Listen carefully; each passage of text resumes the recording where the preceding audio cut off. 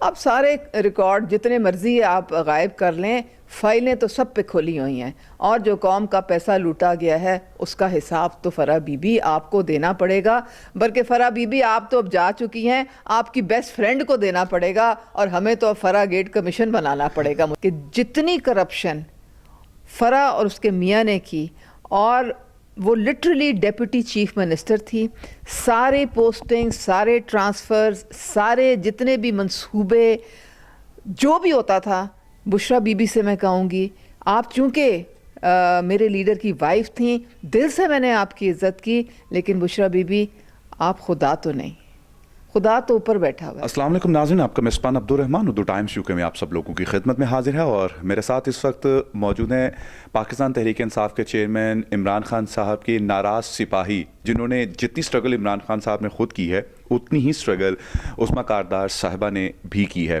ناراض ہیں، کیا وجوہات ہوئیں؟ 100 لڑائیاں ہو جاتی ہیں، کیا مسئلے ہوئے؟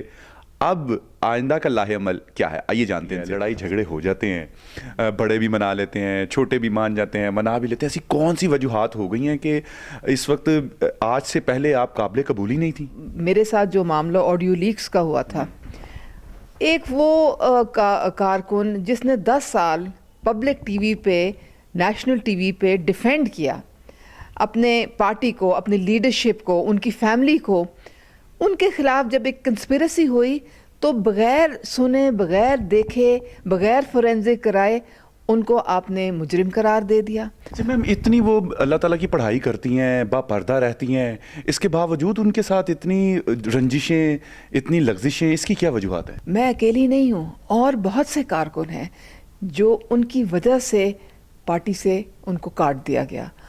معلوم نہیں پرائم منسٹر کو وہ کیا بتاتی تھیں یا کیا ایشوز تھے، میں تو ان سے آج تک ملی بھی نہیں ہوں۔ استخارہ تو نہیں کرتے تھے خان صاحب کے ساتھ کہ اس کا آپ کے ساتھ جو ہے رہنا ٹھیک ہے یا نحوست ہے؟ اب جو شواہد سامنے آ رہے ہیں، دیکھیں سب سے بڑا جو شواہد ہے وہ فرح خان کی شکل میں 4 سال آپ نے کسی کی تصویر ان کے ساتھ اور دیکھی؟ کسی پی ٹی آئی کے کارکن، خاتون، کوئی اور، کوئی نہیں۔ ان کی ایک سہیلی تھی اور وہ تھی فرح خان۔ تو اب مجھے یہ بتائیں، سنا ہے وہ بھاگ گئی ہیں، تو اس کی ذمہ داری تو بشریٰ بی بی کو اٹھانی پڑے گی۔ لیکن میں تو خان صاحب سے پوچھنا چاہ رہی ہوں، خان صاحب آپ کے تو ناک کے نیچے یہ ہو رہا تھا، اب اتنے بھولے بادشاہ بن گئے کہ آپ کو پتہ ہی نہیں کچھ چل سکا کہ ہر رکن کو 20 کروڑ میں خریدا گیا ہے۔ مالو مال ہو گیا ہے، رمضان کا مہینہ ہے، عید آ رہی ہے، تو سب کی تو عید ہو گئی، چاندی ہو گئی۔ عظمیٰ کاردار بکاؤ مال نہیں ہے، اور یہ سب سے زیادہ عمران خان کو پتہ ہے۔ اس کے ساتھ 12 سال جو جدوجہد کی، اپنا خون پسینہ اور پیسہ دے کے کی۔ اگر عظمیٰ کاردار نے پیسے ہی کھانے تھے نا، تو پھر میں 12 سال جو تھی اس طرح زندگی اپنے قربان نہ کرتی۔ تو نہ یہ بکاؤ ہے اور نہ یہ جھکنے والی ہے، اور یہ سب کو معلوم ہے۔ کیا اپوزیشن کی صفوں میں آ کر بیٹھنا یہ ٹھیک تھا؟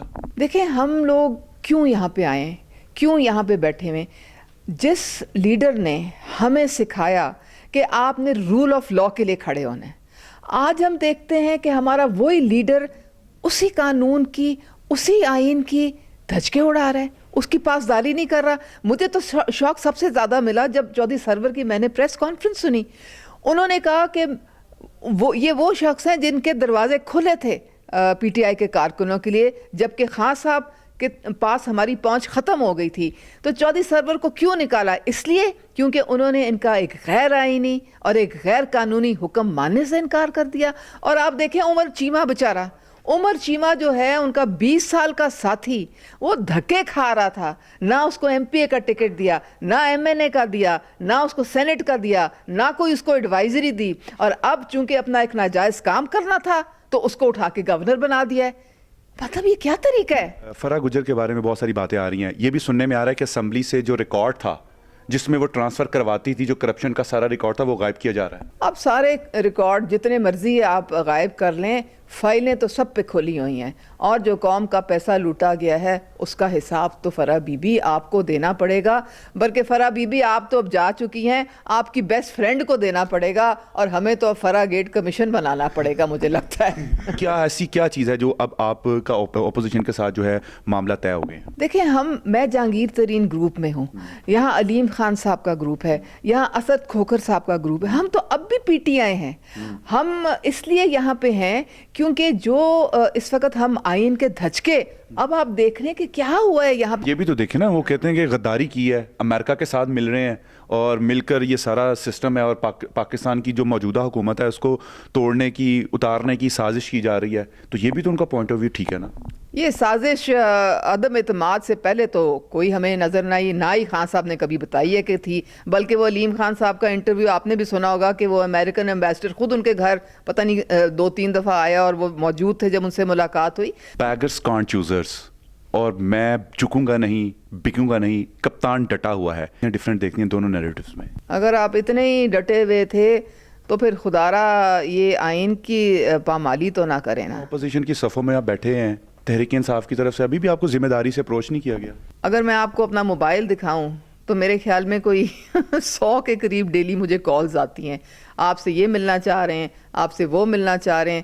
میری یاد آئی میرے جانے کے بعد, اور 2 سال عظمیٰ کاردار کہتی رہی خدا را خان صاحب ایک آپ کا ادنا سا کارکن ہے, چلو آپ غلطی بھی میں نے اگر کر دی, جبکہ نہیں کی, میرے تو دل میں کبھی کسی نہ ان کی برائی آئی, نہ میں نے ان کی وائف کی میرے دل میں کبھی برائی نہیں آئی, لیکن 2 سال سے میں نے ریویو پٹیشن دی ہوئی تھی, خان صاحب نے مڑ کے دیکھا تک نہیں. پاکستان میں غداری کا اور گستاخی کا فتویٰ بڑے آرام سے لگ جاتا ہے. اب آپ کے اوپر گستاخی کا ٹیگ لگ گیا ہے, کیسے فیس کریں گی فیملی میں, باہر, ارد گرد؟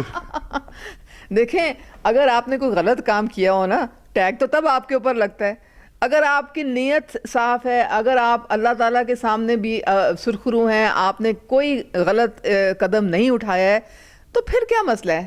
پھر کوئی دیکھیں, لوگوں کو بھی پتہ ہے, سب کو پتہ ہے کہ کون کس کیٹیگری میں کھڑا ہوا ہے, کون پیسے, کس نے پیسے کھائے ہوں گے, کس نے نہیں کھائے. یہ سب جو چیز اوپن ہوتی ہے, کوئی چیز آج کل کے زمانے میں ڈھکی چھپی نہیں ہوتی ہے. سیاستدان اکثر کہا کرتے ہیں کارکن جو ہوتے ہیں نا وہ ٹیشو کی پیپر کی طرح ہوتے ہیں. آج کیا یہ بات سچ ہو گئی ہے؟ ایک پارٹی اتنی مضبوط ہوتی ہے جتنے اس کے کارکن اس کے ساتھ وفادار ہوتے ہیں. بیک بون ہوتے ہیں کارکن ایک پارٹی کے. کوئی پارٹی جو ہے وہ کارکنوں کے بغیر نہیں بنتی. لیڈرز بھی کارکنوں کی وجہ سے ہی ہوتے ہیں. وہ کون سے لوگ ایسے ہوں گے جن کے بارے میں یہ کہا جائے گا کہ پرائم منسٹر کو, عمران خان کو مروانے والے یہ لوگ تھے؟ سب سے بڑا تو وہ دہاڑی باز شہباز گل ہے. اچھا, وہ جو دہاڑیاں لگا کے, تو آپ سنا ہے اس نے فلائٹ بھی پکڑ لی ہے, لیکن میرے خیال میں جو ای سی ایل پہ اگر اس کا لسٹ پہ نام نہ گیا تو سب سے زیادہ جو بیچارے جو دکھی ہوں گے نا, وہ خود پی ٹی آئی کے لوگ ہیں.